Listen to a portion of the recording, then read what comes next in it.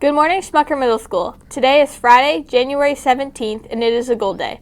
Welcome to WSMS. Please give your attention to Lillian for the pledge. Good morning. Please join me in a moment of silence.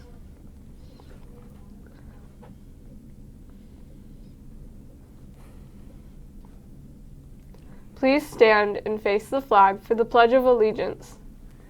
I pledge allegiance to the flag of the United States of America and to the republic for which it stands, one nation, under God, indivisible, with liberty and justice for all. Remember to show respect, make a difference, and set the bar high. Have a great day. Now to Eden. This is a reminder that our first Circle the State with Song rehearsal is Tuesday morning at 8:05. Please make sure you bring your music with you.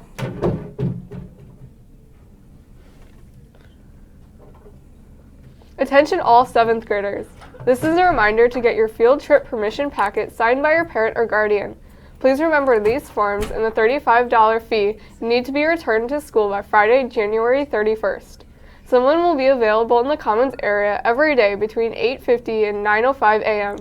This is before advisory class begins and is the only time during the day that staff will be there to collect your money and forms. If you have any questions, please see Mr. Reininga or Ms. Scarbeck. Attention all SMS students. SMS Student Council has made positive quote boxes. Feeling a little sad and need a positive quote to brighten your day? Stop by the IMC, cafeteria, Commons, Student Services, and main office and take one quote from the box.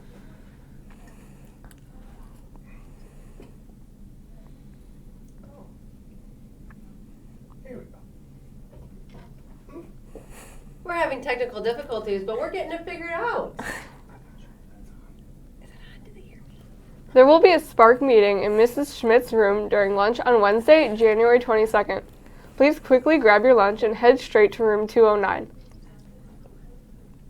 There will be a table near the SMS cafeteria with all lost and found items. The table will be set up for 1 week, 113 through 117, for items to be picked up by students. Please note, after the 17th, all unclaimed items will be donated. This is a reminder to all students and families to the existence of a Safe School Helpline. The helpline is designed to give students and families a private and confidential way to report concerns about suicide, threat of violence, weapons, drugs, bullying, or anything else that infringes upon the safety of our student and or learning environment. Remember, this information is shared every week with our student population via the Spartan Student Newsletter. Remember, if you hear something, say something. Thanks for letting me know. Oh, hey! Hey, everybody. All right, happy Friday. Just a reminder, 7th grade, we have our social tonight. We're really excited. We got a ton of kids signed up yesterday. We are going to be selling kind of some last-minute tickets today during lunch as well. $2 at lunch to come on. We'll have food, snacks, pizza, all that kind of stuff, and a DJ. So thank you for everybody who already signed up and who are attending. Who's the DJ? Mr. Chamberlain. Mr. Chamberlain, that's his stage name? I don't know what his stage name Okay, is. All right, but we are here as in, every Friday for some Spartan Spotlight winners, and then our teacher Cheers for Peers. Today we just kind of wanted to mix it up. We've got a ton of nominations, and we want to recognize these kids. So we're actually going to do 2 winners for our Spartan Spotlight today for each grade level. So Mr. Fry, who are our 6th grade winners? So as soon as we call your name, come on down to Student Services. We have Marie Roach and Jack Barnhart. Awesome. And our 7th grade winners? My man, Damani Burton and Adam Harath. And our 8th grade winners? Kylie Creech and Riley Shramsky. And Mr. Fry, our teacher who was nominated in the lounge? Miss Kate O'Brien. Awesome. So thank you guys so much. We'll be around. Have a great Friday, everybody. Back to the desk. Thanks for joining us. Stay tuned for the 5-star video.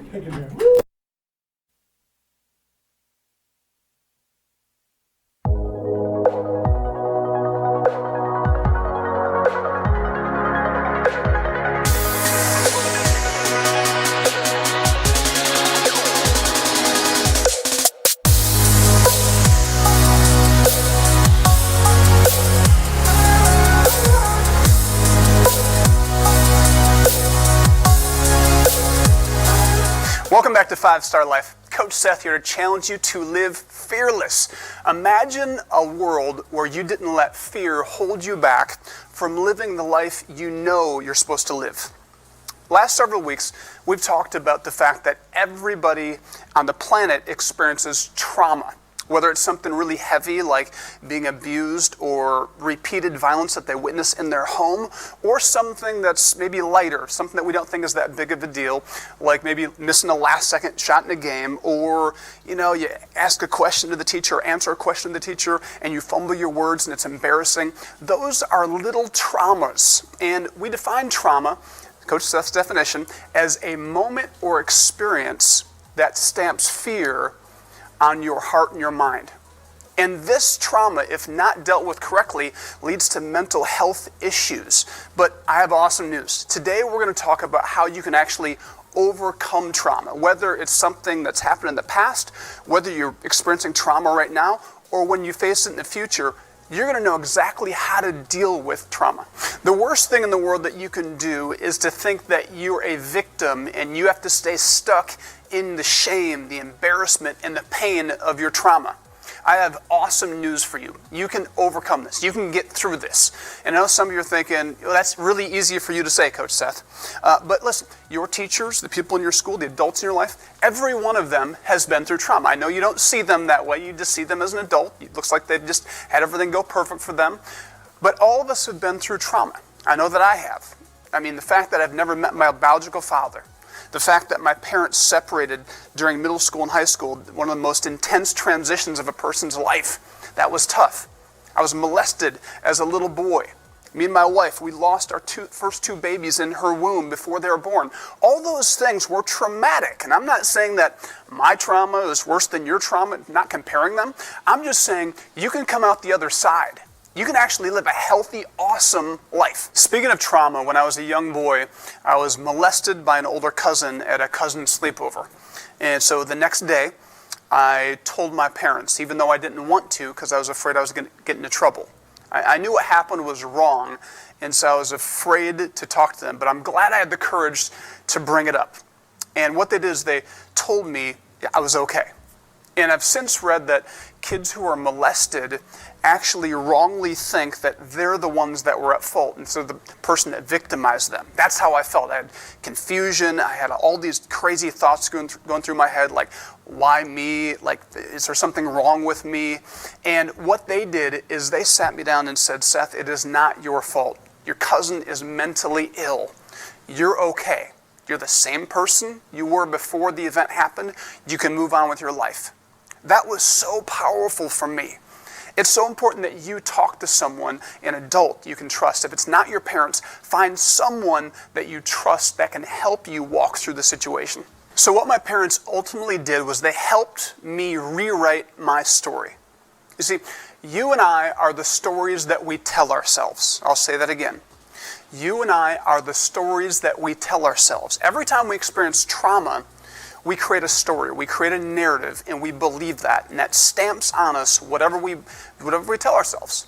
And what I was telling myself, for whatever reason, in my mind, I was telling myself, Seth, you have something wrong with you. Seth, you wanted this. Seth, you're gross. That was the story I was telling myself. But having the courage to talk to my parents allowed them to actually rewrite the story. Seth, there's nothing wrong with you. Seth, your cousin is mentally ill. You're a victim. He has the issue. He needs to get help. You can move on with your life. You're okay. So listen, when we have trauma, different things will trigger the memory of that trauma. And when we are triggered, guess what happens? We replay the narrative. We replay the story. And so guess what would happen when I trigger that memory? That story of the rewriting my parents gave me. Seth, you're okay. Seth, it wasn't your fault. Seth, your cousin has issues. That gave me confidence and put me at ease so I could move on with my life. Post-traumatic stress syndrome, or PTSD, is a condition that a lot of our brave military people struggle with after being off at combat, and every day for months their normal is gunfire and explosions. They don't know if the woman walking down the street carrying a bag is carrying groceries or if it's a bomb and they're on a suicide mission. That's their normal. So when they come back home and they hear loud noises, it triggers their trauma, and all of a sudden all the thoughts, all the emotions, all the feelings come back. and they're in that moment. That's what trauma does. You see, the soldiers with PTSD are literally living in the past. They're out of harm's way, but they're recycling the same emotions, the same feelings, the same thoughts over and over, so it feels like that's their reality. Really similarly, that's what we do when we stay stuck in trauma and don't deal with it properly.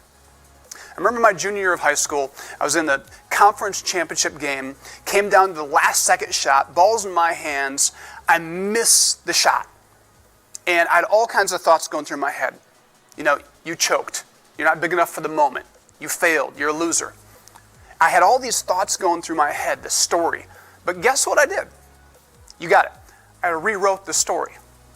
I said, yes, I lost the game. Yes, I missed the shot. But there's a big difference between being a loser and losing a game.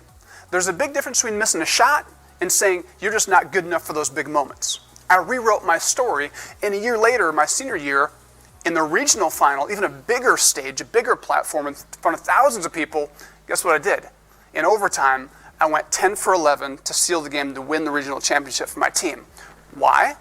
Because I rewrote the story before. I didn't go into that game thinking, oh boy, it's a big moment. You're going to choke. You're going to do what you did last time. I wasn't living in the past. Winning that regional championship game was just incredible. I had people say, man, that was so clutch. It was awesome. And it was all possible because I rewrote the story the year before. And ultimately, that's what I'm challenging you to do, to rewrite the story of your trauma. But how is it that you go about doing that? The key is living by the 5-star value of respect. It's something I've built my life on. And respect actually comes from the Latin root word spect, which means to see, to watch, to observe. And to respect means to watch again, to look again, to see again, to watch over again, but doing so with the proper lenses.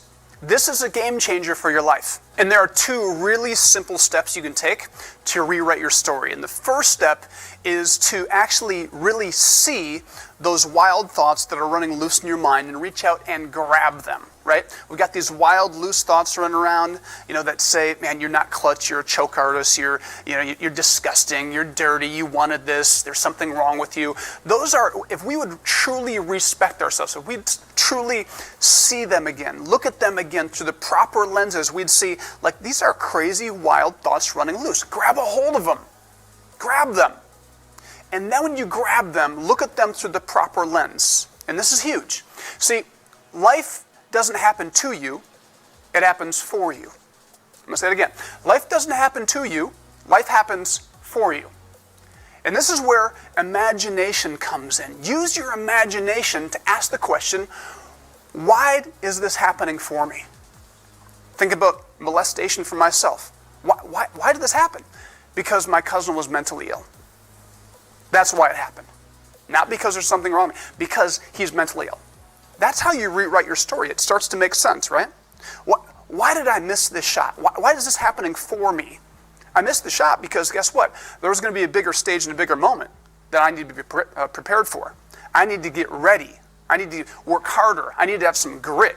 I need to get mentally tougher.